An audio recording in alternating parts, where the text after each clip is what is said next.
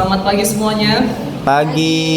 Di sini kami akan mempresentasikan hasil pikok kami kelompok 5, yaitu tentang analisis perbandingan jurnal intervensi pola makan dan gambaran asupan nutrisi pada OH atau orang dengan HIV/AIDS, yang akan dijelaskan oleh pemateri kami, yaitu Andreas. Baik, di sini saya akan menjelaskan hasil dari diskusi kami, yaitu menganalisis jurnal dengan judul analisis perbandingan jurnal intervensi pola makan dan gangguan asupan nutrisi pada orang dengan HIV/AIDS atau orang. Baik, untuk latar belakangnya, definisi dan dampak dari HIV/AIDS ini. HIV atau imunodefisiensi virus menyerang sistem kekebalan tubuh, khususnya sel limfosit D, yang mengakibatkan tubuh melemah dalam melawan penyakit. Kondisi ini dapat berkembang menjadi AIDS, yaitu kumpulan gejala penyakit akibat menurunnya daya tahan tubuh. Pentingnya asupan makan. Asupan makan yang terdiri dari jumlah makanan dan zat gizi sangat berpengaruh terhadap status gizi serta kondisi kesehatan individu. Permasalahan asupan pada orang dengan HIV/AIDS ini berdasarkan studi di RSKO Cibubur, mayoritas responden 60% memiliki asupan makan yang kurang. Selain itu, 70% orang dengan HIV/AIDS di Ternate memiliki pola makan yang kurang baik. Untuk faktor penghambatnya, rendahnya asupan nutrisi ini dipengaruhi oleh berbagai faktor, mulai dari kondisi klinis seperti anoreksia dan dispepsia, efek samping obat ARV, hingga faktor sosial ekonomi seperti penghasilan di bawah UMR dan kurangnya dukungan lingkungan. Peran edukasi gizi. Edukasi gizi ini diperlukan sebagai proses pemberian informasi untuk meningkatkan pengetahuan dan mengubah perilaku makan orang dengan HIV/AIDS agar kualitas hidup mereka meningkat. Tujuan dari penelitian ini yaitu untuk meningkatkan pengetahuan, mengubah perilaku makan, memperbaiki status gizi, meningkatkan kualitas hidup, dan menganalisis gambaran asupan. Untuk jurnal yang kami analisis, yaitu jurnal pertama itu dengan judul edukasi pola makan pada orang dengan HIV/AIDS atau ODHA di Kota Ternate.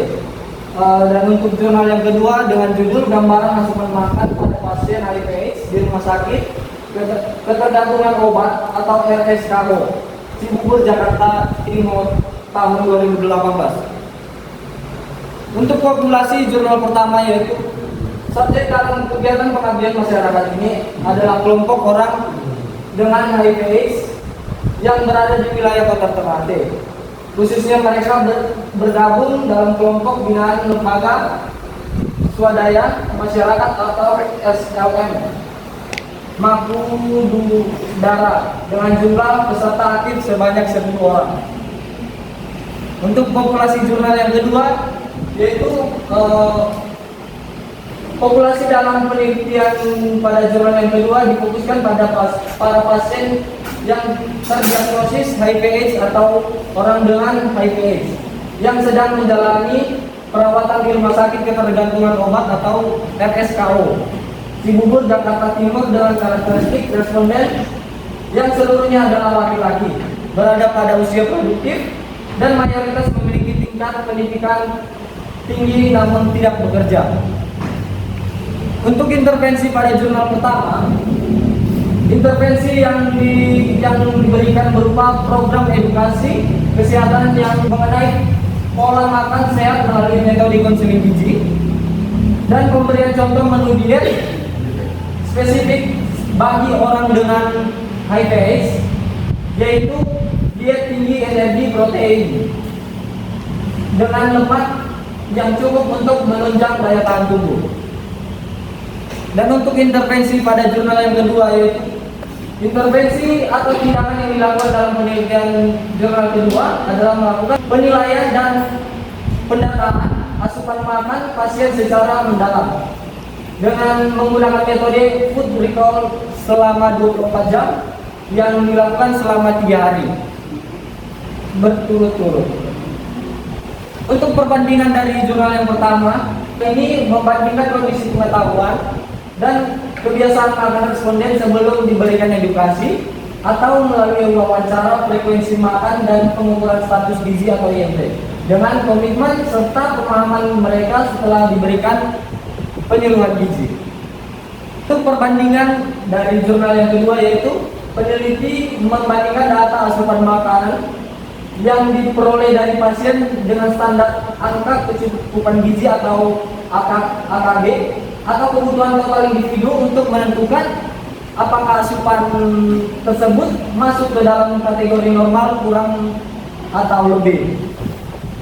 Di jurnal pertama teridentifikasinya pola makan responden yang didominasi oleh konsumsi nasi dan ikan dari 1 kali sehari, serta tercapainya tujuan edukasi yang ditandai dengan adanya komitmen dari para orang dengan HIV/AIDS untuk mulai menerapkan pola makan sehat dan gizi seimbang guna meningkatkan kualitas hidup mereka.